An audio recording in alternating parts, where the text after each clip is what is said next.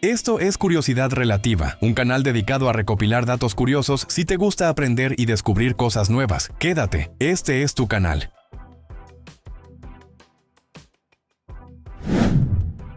El mito de la araña casera, o Daddy Longlegs, es de esos que suenan tan jugosos que la gente los repite sin pensarlo dos veces. Es la araña más venenosa del mundo, pero no puede morder humanos porque sus colmillos son demasiado pequeños. Perfecto para alimentar miedos y conversaciones de pasillo, pero absolutamente falso. Para empezar, cuando alguien dice Daddy Longlegs, puede estar hablando de tres criaturas muy diferentes. Los opiliones, que ni siquiera son arañas y no tienen veneno ni seda. Los craneflies, que son insectos alados parecidos a mosquitos gigantes. Y las verdaderas arañas de patas largas, las folcidas, esas que ves en las esquinas de tu casa colgando de telarañas endebles. El mito suele referirse a estas últimas. La realidad es que las folcidas sí tienen veneno, pero es débil y diseñado para inmovilizar insectos pequeños como moscas y polillas. No hay un solo estudio serio que confirme que su veneno sea más potente que el de otras arañas.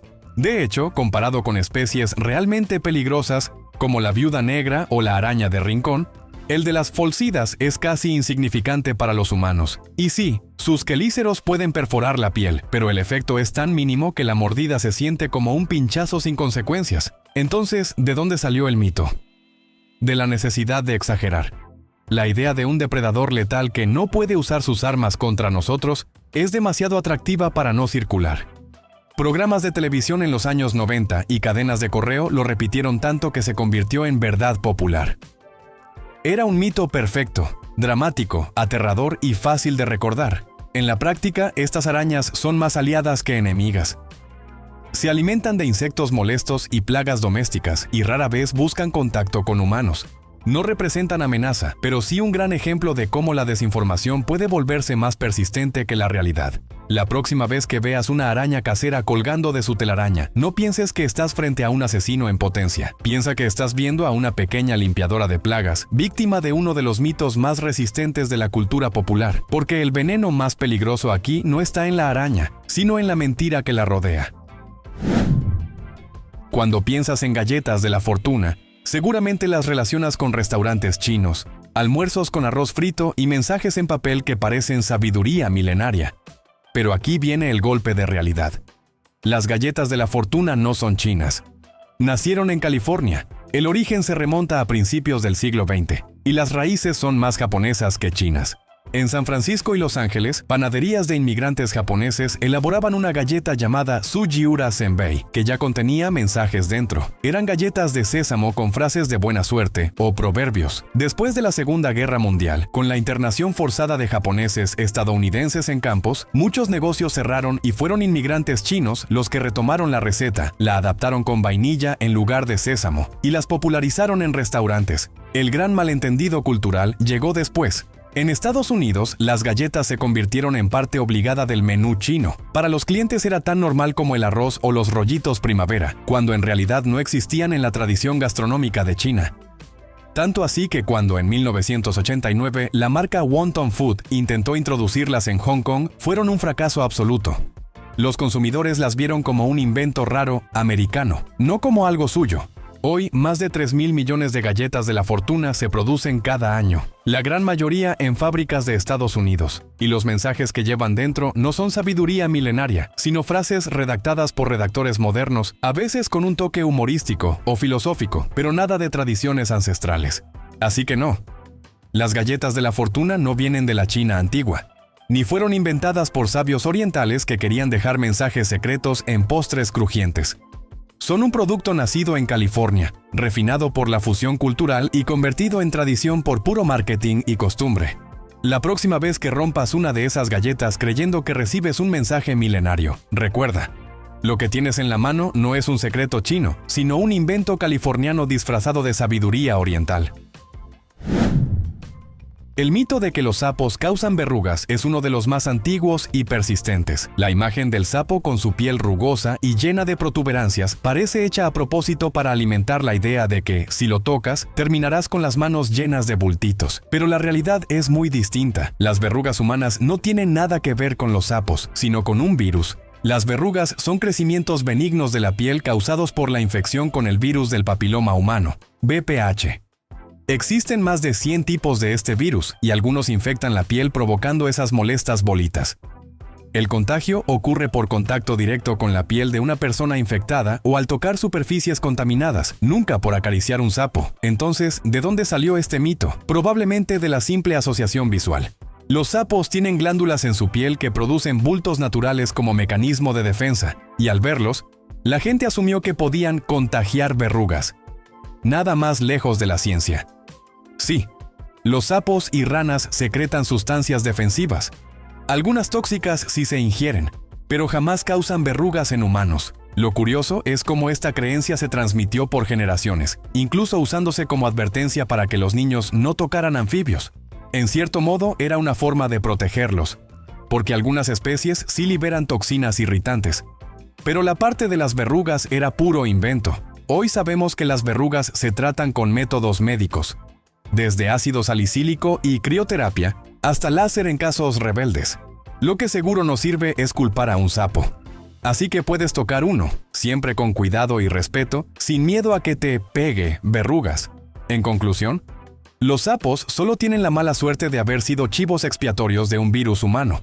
La próxima vez que veas uno, recuerda, su piel rugosa no es contagiosa, y el verdadero culpable de tus verrugas está en el mundo microscópico, no en el charco del jardín. El plátano, ese fruto tan común en nuestra mesa, esconde un secreto botánico que derrumba lo que muchos creen. No crece en un árbol. Aunque solemos llamarlo árbol de plátano, en realidad la planta pertenece al grupo de las hierbas gigantes. Lo que parece un tronco robusto no es madera, sino un pseudotallo formado por capas de hojas enrolladas unas sobre otras. Esa estructura puede llegar a medir hasta 6 metros de altura, pero no tiene fibras leñosas como un árbol verdadero. Por eso, cuando una planta de plátano termina de producir frutos, su tronco muere y otro pseudotallo crece desde el rizoma subterráneo, repitiendo el ciclo, y si lo del tallo sorprende, espera a conocer el fruto. El plátano es técnicamente una baya. Sí, como los arándanos o las uvas. Según la definición botánica, una baya es un fruto simple, carnoso y con semillas en su interior, y los plátanos cumplen todos esos requisitos. La diferencia es que en las variedades que consumimos, esas semillas se volvieron microscópicas e infértiles por siglos de cultivo humano. El error de llamarlo árbol viene de la costumbre y de la apariencia. Es grande, tiene hojas enormes y parece un tronco, pero la botánica es clara. El plátano es una de las hierbas más grandes del mundo, y su fruto, lejos de ser un fruto tropical exótico, como solemos pensar, está en la misma categoría que un tomate o una sandía. Lo fascinante es cómo este malentendido ha durado siglos, transmitido de generación en generación. Incluso en libros escolares se repite la idea del árbol de plátano. Sin embargo, basta mirar de cerca para descubrir que la naturaleza nunca fue tan simple como nuestras etiquetas. Así que, la próxima vez que comas un plátano, recuerda, lo que sostienes no viene de un árbol, sino de una hierba colosal. Y no es una fruta cualquiera, es una baya disfrazada que se convirtió en uno de los alimentos más consumidos del planeta. Cuando piensas en el lugar más sucio de tu casa, lo primero que viene a la mente es el inodoro. Es lógico, está asociado con desechos y, en apariencia, debería ser un criadero de bacterias. Pero la sorpresa es que el inodoro no suele ser lo más sucio del hogar. El verdadero campeón de la suciedad está en la cocina. Las esponjas, las tablas de cortar y la tarja, fregadero. Las esponjas de cocina son auténticas incubadoras, permanecen húmedas, llenas de restos de comida y con rincones perfectos para que bacterias como E. coli y Salmonella se multipliquen. Estudios han demostrado que una esponja puede contener millones de bacterias por centímetro cuadrado, superando con creces las superficies del inodoro, que suelen limpiarse con mayor frecuencia y desinfectantes potentes. El fregadero no se queda atrás. Piensa en todos los líquidos que tiras ahí. Restos de carne, jugos de verduras, café, grasa, todo se acumula y forma un cóctel ideal para microorganismos. Lo mismo ocurre con las tablas de cortar, sobre todo las de madera, que pueden absorber fluidos y mantener bacterias vivas durante horas o incluso días. Entonces, ¿por qué el inodoro tiene peor fama? Simple, la percepción. Culturalmente lo asociamos con suciedad, cuando en realidad muchas personas lo limpian regularmente. En cambio, la cocina, ese santuario donde preparamos alimentos, recibe menos atención a nivel desinfección y, paradójicamente, es donde más riesgos de contaminación cruzada existen. La ironía es que puedes comer tranquilo en el baño si lo mantienes limpio, pero podrías enfermarte en tu propia cocina si descuidas la higiene. Las recomendaciones son simples. Cambia las esponjas con frecuencia, desinfecta el fregadero, lava bien las tablas y no confíes en que un simple enjuague con agua las deja libres de bacterias. Así que no, el trono de la suciedad no está en el baño. Está en el lugar donde preparas tu comida todos los días. Y eso sí debería preocuparnos más que un inodoro que, al final, suele estar más limpio de lo que pensamos. La advertencia clásica que todos escuchamos de niños es: no te metas a nadar hasta que pasen 30 minutos después de comer, o te dará un calambre y te ahogarás. Suena tan seria que muchos todavía la cumplen al pie de la letra, pero en realidad es un mito. La verdad es que no necesitas esperar media hora después de comer para nadar. Comer no vuelve peligrosamente riesgoso meterse al agua. Cuando ingieres alimentos, parte del flujo sanguíneo se dirige al sistema digestivo para procesarlos, sí, pero esto no significa que los músculos queden sin energía, ni que automáticamente te dará un calambre mortal si nadas. Los calambres pueden aparecer durante el ejercicio por varias razones: fatiga muscular, falta de entrenamiento, deshidratación o incluso desequilibrios de sales minerales.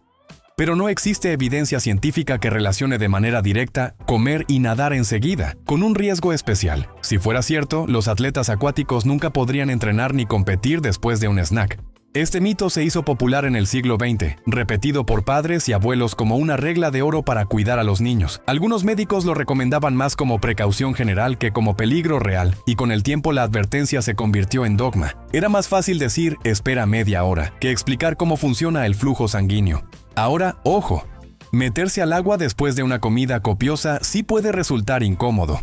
Puedes sentir pesadez, malestar estomacal o incluso reflujo, pero eso no significa que te vas a hundir por un calambre fulminante. La única recomendación razonable es escuchar a tu cuerpo. Si te sientes demasiado lleno o mareado, espera un poco. Si no, puedes nadar sin problema. En conclusión, el famoso "espera 30 minutos o te ahogarás" es más mito que ciencia. Puedes nadar después de comer sin riesgo extraordinario, siempre y cuando no ignores el sentido común. La próxima vez que alguien repita esa advertencia, ya sabes, el peligro no está en tu estómago, sino en la desinformación. La idea de que meter un hisopo de algodón al oído es la mejor forma de limpiarlo está tan extendida que hasta parece sentido común. Pero la realidad es completamente lo contrario. Usar hisopos dentro del canal auditivo no limpia mejor, y puede ser peligroso. El cerumen, sí, esa cera amarillenta que muchos quieren eliminar a toda costa, no es suciedad inútil. Es una sustancia protectora que lubrica el canal auditivo, atrapa polvo, bacterias y partículas y evita que lleguen al tímpano. En condiciones normales, el oído se limpia solo. El cerumen migra hacia afuera poco a poco, donde se seca y cae sin que lo notes. Cuando introduces un hisopo, lo que realmente haces es empujar el cerumen hacia adentro, compactándolo y formando tapones que pueden causar molestias, zumbidos, pérdida temporal de audición e incluso dolor. Además, existe el riesgo de dañar la piel sensible del canal auditivo, o peor aún, perforar accidentalmente el tímpano. No es raro que médicos y otorrinolaringólogos vean lesiones provocadas precisamente por este mal hábito. El mito de que limpia mejor persiste porque, claro, al sacar el hisopo con un poco de cera parece que funcionó. Pero lo que no ves es la parte que quedó más profunda, cada vez más dura y difícil de remover. Entonces, ¿qué hacer?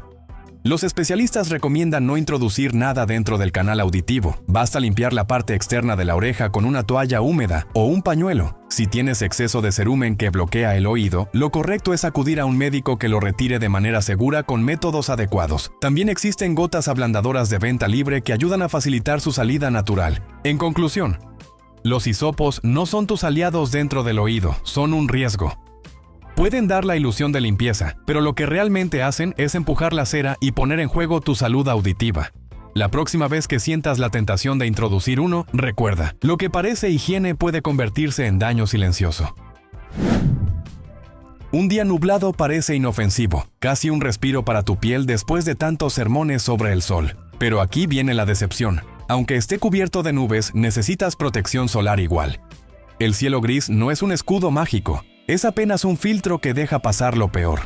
La gente suele pensar que solo hay que cuidarse cuando el sol brilla a todo lo que da, porque asociamos el calor y la luz con el peligro. Sin embargo, hasta el 80% de los rayos ultravioleta, UV, atraviesa las nubes y llega directo a tu piel. Es decir, Mientras tú disfrutas de un paseo creyendo que el día es seguro, tu piel sigue acumulando daño celular invisible. Y lo inquietante es que ese daño no se nota al instante. Se acumula con los años, provocando arrugas prematuras, manchas oscuras y, en el peor de los casos, cáncer de piel. El mito de que en días nublados no pasa nada se mantiene porque no sentimos el sol igual. Las nubes bloquean parte de la luz visible y el calor, pero no la radiación que realmente importa. Por eso mucha gente termina con quemaduras de sol después de un largo día en la playa bajo un cielo gris. Literalmente, el enemigo invisible actúa cuando menos lo esperas. Lo más absurdo es que incluso en la sombra o en invierno, necesitas protección. Los rayos UV rebotan en el agua, la arena, el cemento e incluso la nieve. Por eso los esquiadores también se broncean o se queman. La radiación no descansa aunque tú pienses que el clima sí. Los dermatólogos insisten en la misma receta. Protector solar todos los días, de amplio espectro, reaplicado cada pocas horas. Y no es exageración ni paranoia, es ciencia pura. Porque la radiación no entiende de estaciones ni de caprichos meteorológicos. Así que la próxima vez que mires al cielo cubierto y pienses, hoy me libro del bloqueador, recuerda, las nubes solo engañan tus ojos, no protegen tu piel. El sol siempre está ahí arriba, trabajando en silencio. Y tú decides si lo ignoras o si te proteges de verdad. La frase de que todos los tiburones mueren si dejan de nadar suena tan dramática que parece sacada de un documental de terror marino. Pero es un mito. No todos los tiburones necesitan moverse sin descanso para respirar. La verdad es que la naturaleza diseñó distintos mecanismos de ventilación, y solo algunas especies son prisioneras del movimiento perpetuo. Los tiburones, como todos los peces, necesitan oxígeno. Lo obtienen al hacer pasar agua por sus branquias. Algunas especies dependen de un método llamado ventilación por embestida. Avanzan con la boca abierta y el agua entra a presión, oxigenando sus branquias. Estos tiburones, como el gran blanco, el maco o el peregrino, efectivamente necesitan nadar casi todo el tiempo. Si se detienen demasiado, la entrada de oxígeno cae y su vida corre peligro. Pero aquí viene la parte que derrumba el mito. Muchas especies tienen otra estrategia. Se trata de la ventilación bucal activa. Estos tiburones bombean agua usando músculos de la boca y la faringe, incluso mientras descansan en el fondo marino. Especies como el tiburón nodriza, el tiburón gato o el tiburón ángel son maestros de este método. Los verás quietos en cuevas o apoyados en la arena, respirando tranquilamente sin necesidad de moverse. Incluso hay tiburones versátiles, como el tigre, que pueden alternar entre nadar para ventilarse y bombear agua estando en reposo. Esa flexibilidad les permite adaptarse a distintas situaciones, desde emboscadas en silencio hasta largas travesías. Entonces, ¿de dónde salió la idea de que todos mueren si paran? De generalizar lo que pasa con las especies más famosas, como el gran blanco, a todo el grupo. Y claro, queda más impactante decir que ningún tiburón puede detenerse que aceptar la diversidad real. La consecuencia es que nos quedamos con una versión caricaturesca de estos animales, cuando en realidad son mucho más complejos. Algunos son corredores incansables del océano, otros auténticos maestros de la calma en reposo. Así que la próxima vez que escuches ese mito, recuerda, no todos los tiburones son esclavos del movimiento. Algunos saben relajarse, bombear agua y seguir respirando, sin dar ni una sola brazada. Uno de los malentendidos más comunes en biología evolutiva es creer que los humanos descendemos directamente de los chimpancés actuales. La imagen es simple, un mono peludo que, con el tiempo, se endereza y se convierte en un hombre moderno. Pero esa idea es falsa y simplista. La verdad es que los humanos y los chimpancés compartimos un ancestro común, y desde ahí nuestras líneas evolutivas tomaron caminos distintos. Ese ancestro vivió hace unos 5 a 7 millones de años en África. No era ni humano ni chimpancé, sino una especie diferente, con características intermedias. A partir de él, una rama dio lugar a los chimpancés y bonobos actuales, y otra evolucionó hacia los homínidos que, con el tiempo, originaron al Homo sapiens. Es decir, no descendemos de los chimpancés modernos, sino que somos como primos lejanos dentro del gran árbol de la evolución. El error viene de confundir parentesco con descendencia directa. Los chimpancés de hoy no son nuestros abuelos, son especies vivas que evolucionaron en paralelo, igual que nosotros. De hecho, ellos también han cambiado con el tiempo. No son fósiles vivientes de ese ancestro común. Lo interesante es que compartimos alrededor del 98-99% del ADN con los chimpancés, lo que demuestra lo cercanos que estamos. Pero ese pequeño porcentaje de diferencia explica enormes cambios: lenguaje complejo, herramientas avanzadas, cultura, tecnología. Un recordatorio de cómo variaciones mínimas pueden generar trayectorias evolutivas muy distintas. El mito persiste porque es fácil de ilustrar y vender. Del mono al hombre, en una línea recta. Pero la evolución no es lineal, es un árbol lleno de ramas, algunas extintas y otras vivas. Nosotros somos una de esas ramas, al igual que los chimpancés. Así que la próxima vez que escuches que venimos del mono, recuerda, no descendemos de los chimpancés que existen hoy, sino que compartimos con ellos un ancestro perdido en la historia. Y esa diferencia lo cambia todo. No somos su versión mejorada, somos parientes que siguieron un camino distinto en la aventura de la evolución. La idea de que si alguien lanza una moneda desde la cima de un rascacielos te puede matar al caer en tu cabeza es uno de esos mitos urbanos que suena lógico, pero es falso. A simple vista parece aterrador. Una moneda cae desde 300 metros de altura, acelera por la gravedad y se convierte en una bala metálica lista para atravesarte el cráneo. Pero la física no funciona así. Una moneda no sigue acelerando indefinidamente. Alcanza lo que se llama velocidad terminal, que es la máxima velocidad que un objeto puede lograr al caer en el aire, cuando la fuerza de la gravedad se equilibra con la resistencia del aire. En el caso de una moneda, la velocidad terminal ronda los 50 a 80 km por hora, dependiendo de su orientación al caer. Suena rápido, pero no es suficiente para matarte. Al golpear, una moneda puede causarte dolor, un chichón o incluso un pequeño corte si pega con el canto, pero no tiene la masa ni la energía necesarias para fracturar un cráneo. Para lograrlo necesitarías un objeto mucho más pesado o aerodinámico. Lo curioso es cómo este mito se volvió tan popular en programas de televisión, cómics e incluso conversaciones escolares. La idea de que un simple peso podía convertirse en un proyectil letal era tan dramática que se propagó sin pruebas. Pero si realmente fuera cierto, las calles alrededor de rascacielos como el Empire State en Nueva York estarían llenas de víctimas de asesinatos con monedas. Y nunca ha ocurrido. ¿Significa esto que es seguro lanzar cosas desde un edificio? Absolutamente no. Una moneda puede lastimar, asustar e incluso provocar un accidente si golpea en el ojo. Y objetos más grandes o puntiagudos sí pueden ser letales desde esas alturas. Así que no, una moneda desde un rascacielos no es una bala que te atraviesa el cráneo, sino apenas un proyectil incómodo con poca energía. El verdadero peligro no es la moneda, sino la mentira que convirtió a una simple caída en un mito urbano sangriento. Uno de los mitos más persistentes de la vida moderna es que los hornos de microondas vuelven radiactiva la comida y por lo tanto causan cáncer. Y no importa cuántas veces lo hayas escuchado, es falso. Los microondas funcionan usando radiación electromagnética, pero aquí viene lo importante, no es radiación ionizante. La radiación ionizante, como los rayos X o la radiación nuclear, sí puede alterar el ADN y provocar cáncer. La de los microondas, en cambio, es no ionizante. Lo que hace es agitar las moléculas de agua de los alimentos para generar calor. Nada de mutaciones, nada de activar uranio en tu pizza. Entonces, ¿por qué se asocia a lo radiactivo? Porque la palabra radiación suena aterradora. Sin embargo, la usamos a diario sin miedo. La luz visible, el Wi-Fi, la radio y hasta el control remoto son radiación no ionizante. Y nadie piensa que prender la lámpara o ver televisión convierte la comida en un reactor nuclear. ¿Puede un microondas dañar algo? Sí, si está roto o mal cerrado y las ondas se filtran. Pero los hornos modernos están diseñados con blindaje que evita fugas. La exposición fuera del aparato es mínima y muy por debajo de lo que dañaría a una persona.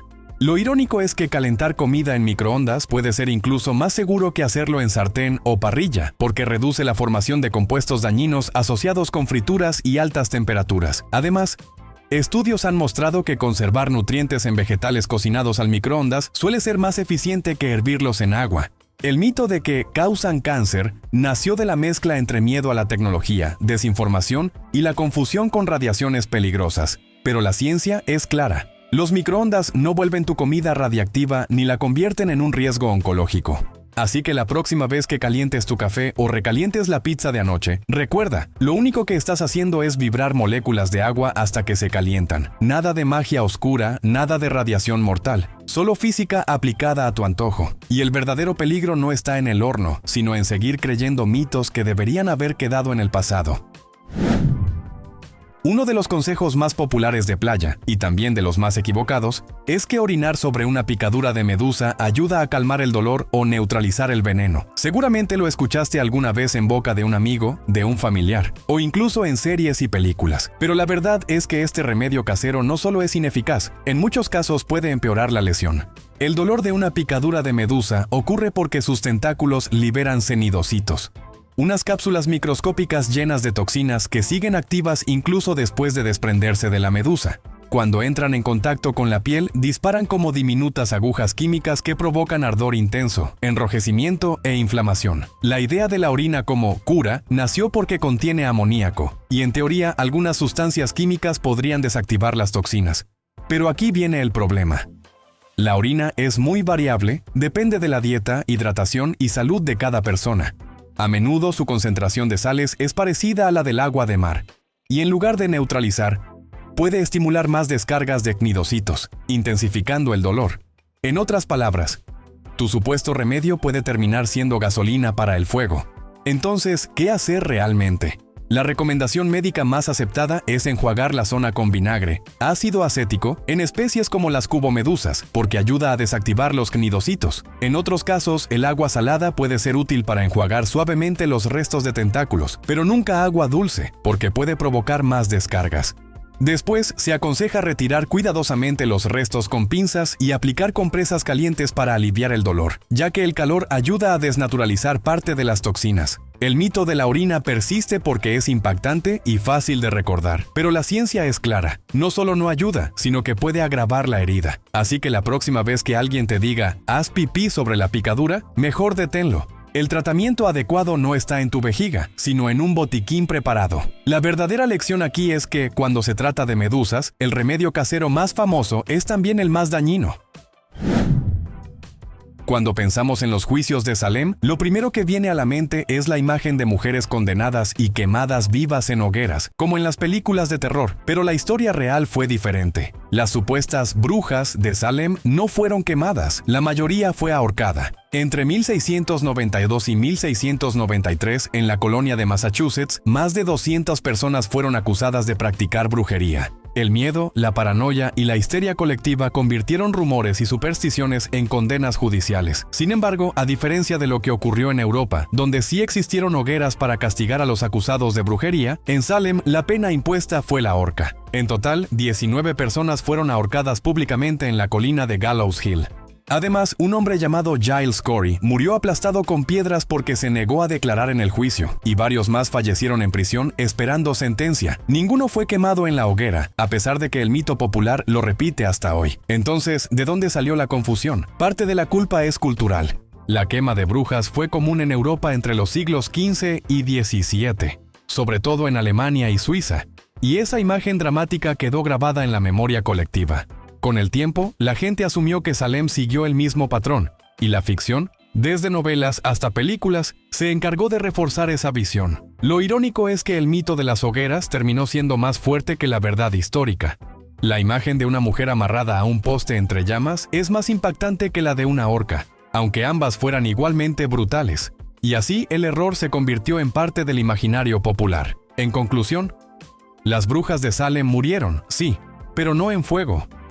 Fueron víctimas de un sistema judicial distorsionado por el miedo y la superstición, ejecutadas en la horca bajo acusaciones absurdas. La próxima vez que alguien mencione hogueras en Salem, recuerda, lo que ardió no fueron cuerpos, sino la razón.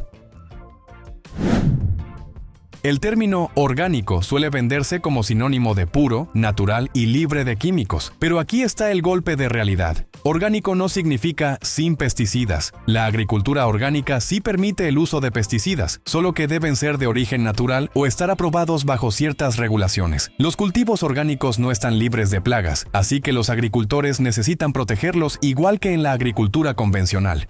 La diferencia es que, en lugar de pesticidas sintéticos de laboratorio, suelen usar sustancias consideradas naturales, como aceite de neem, piretrina, derivada de flores de crisantemo, azufre, cobre o jabón insecticida. Algunos de estos son efectivos, pero no por ello son inofensivos.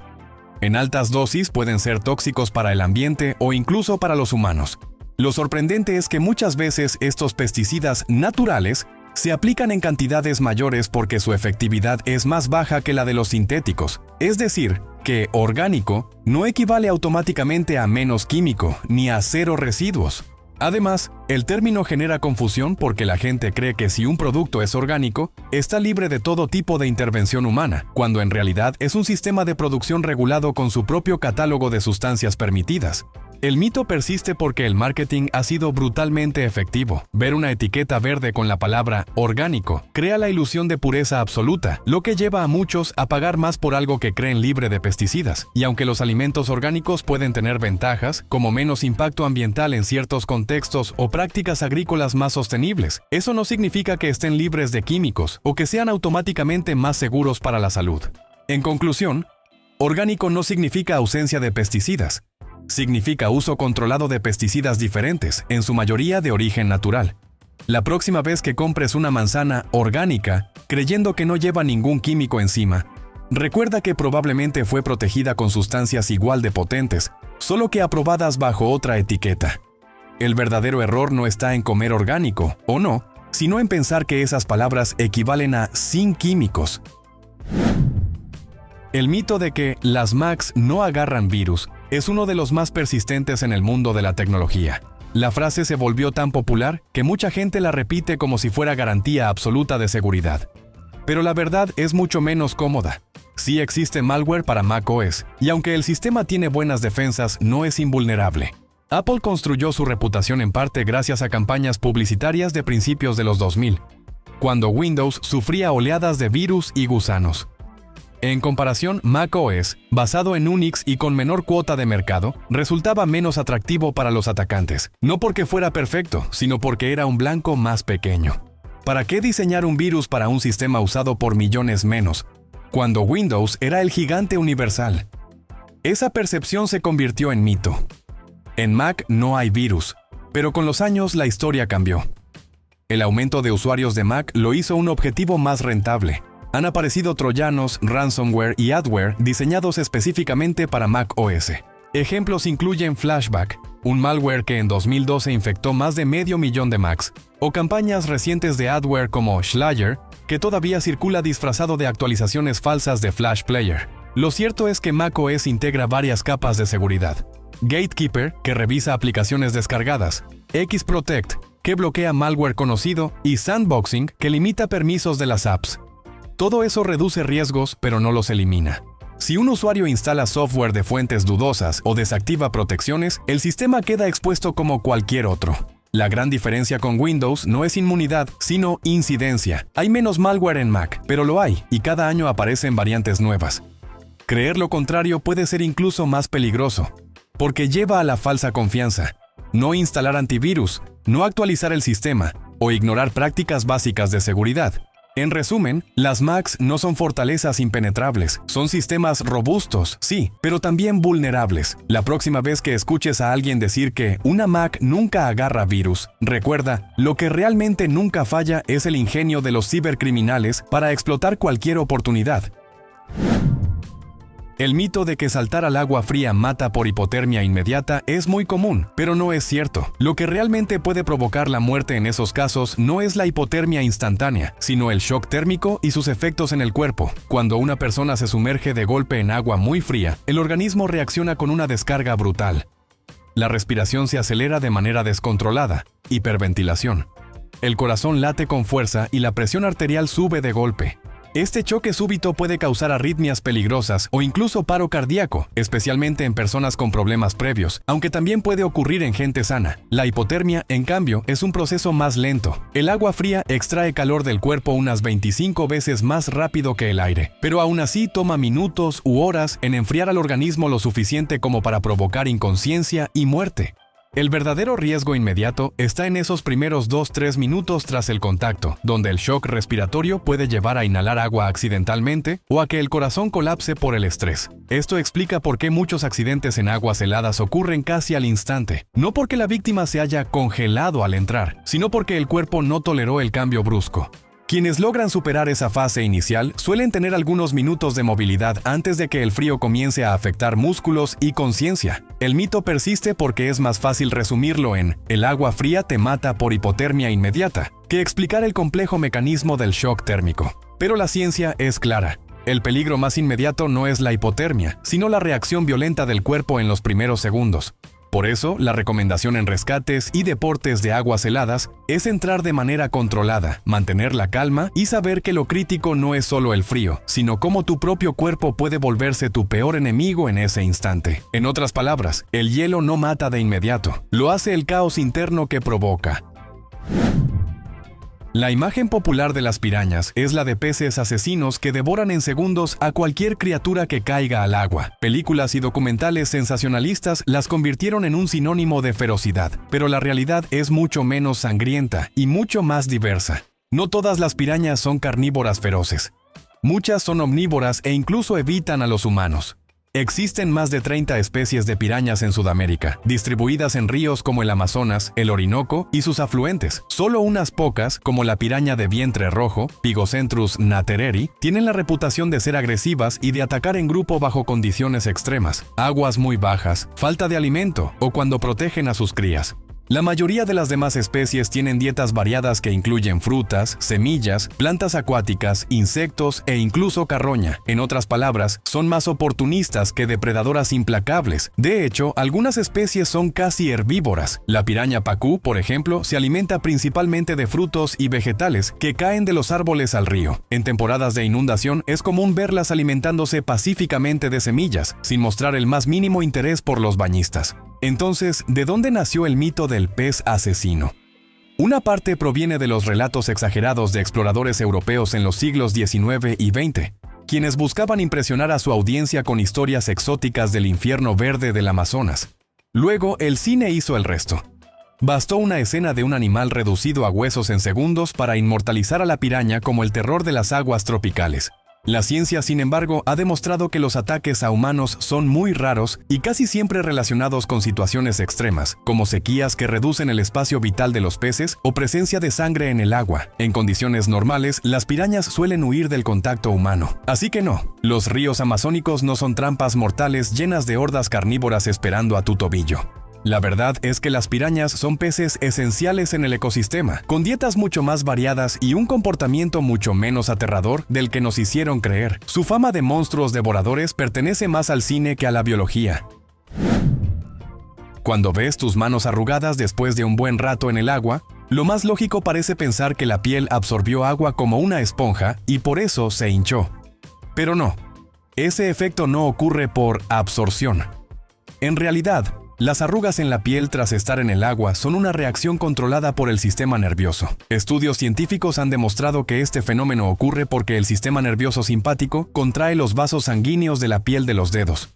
Esa vasoconstricción hace que el volumen bajo la piel disminuya, generando pliegues y arrugas. Es decir, no es que tu piel se haya saturado de agua, sino que tu cuerpo provocó un ajuste automático. Lo más interesante es que esta respuesta parece tener un propósito evolutivo. Las arrugas actúan como canales de drenaje, mejorando el agarre de objetos en ambientes húmedos o resbaladizos. Piensa en ello como el equivalente biológico de las ranuras en la suela de tus zapatos o las llantas de un coche. Ayudan a manejar mejor cuando hay agua. Otro detalle revelador. Este efecto no ocurre en personas con daño en los nervios de las manos o pies. Cuando los nervios simpáticos están lesionados, la piel no se arruga bajo el agua. Esto demuestra que se trata de una reacción activa, no de un simple proceso pasivo de absorción. El mito de la absorción persiste porque es una explicación intuitiva. Al ver la piel más blanda y arrugada, asumimos que se infló como papel mojado. Pero la biología nos cuenta otra historia mucho más sofisticada. Las arrugas son una respuesta neurológica diseñada para mejorar la supervivencia en ambientes mojados. Así que la próxima vez que mires tus dedos arrugados de agua, recuerda, no es que se hincharon como pasas por absorber líquido, es tu sistema nervioso activando un mecanismo ancestral para darte ventaja en un mundo resbaladizo. Una pequeña prueba de que hasta los detalles más cotidianos esconden estrategias evolutivas brillantes. Uno de los mitos más curiosos sobre la física cotidiana dice que el vidrio no es un sólido, sino un líquido que fluye muy lentamente a temperatura ambiente. La supuesta prueba suele ser que en las catedrales medievales los vitrales tienen el vidrio más grueso en la parte inferior que en la superior. Pero esto no significa que el vidrio se haya estado escurriendo durante siglos. El vidrio es un sólido amorfo, no un líquido en movimiento. La confusión nace de su estructura atómica. A diferencia de los cristales, que tienen átomos ordenados en patrones regulares, el vidrio se congela en una disposición desordenada, parecida a la de un líquido. Por eso se le llama sólido amorfo. Esa falta de orden llevó a muchos a pensar que se comportaba como un líquido que nunca terminó de endurecer. Pero los experimentos han demostrado que, a temperatura ambiente, el vidrio es completamente sólido. De hecho, para que una ventana de vidrio fluya de forma visible, tendría que pasar más tiempo que la edad del universo. Es decir, aunque esperáramos miles de millones de años, el cambio sería imperceptible. ¿Y entonces por qué los vitrales antiguos son más gruesos en la base? La explicación es mucho más simple. En aquella época, el proceso de fabricación del vidrio era rudimentario y daba como resultado placas irregulares. Los artesanos colocaban el lado más grueso hacia abajo por estabilidad, no porque el vidrio se derritiera con los siglos. La persistencia del mito se debe a que suena lógico y visualmente convincente, pero la ciencia lo desmonta con claridad. El vidrio es un sólido, aunque tenga una estructura atómica desordenada. Y aunque su apariencia pueda engañar, no se está escurriendo lentamente sobre tus ventanas. En resumen, cuando mires un vitral gótico y veas que es más ancho abajo, no pienses en un líquido petrificado moviéndose con los siglos. Piensa en la habilidad de los artesanos medievales y en cómo un error de interpretación dio vida a uno de los mitos científicos más longevos. El vidrio está quieto y lo ha estado todo este tiempo. Gracias por ver el video de hoy. Esperamos que te haya gustado, si fue así. No olvides suscribirte y activar la campanita de notificaciones para que YouTube te avise cuando subamos nuevo video.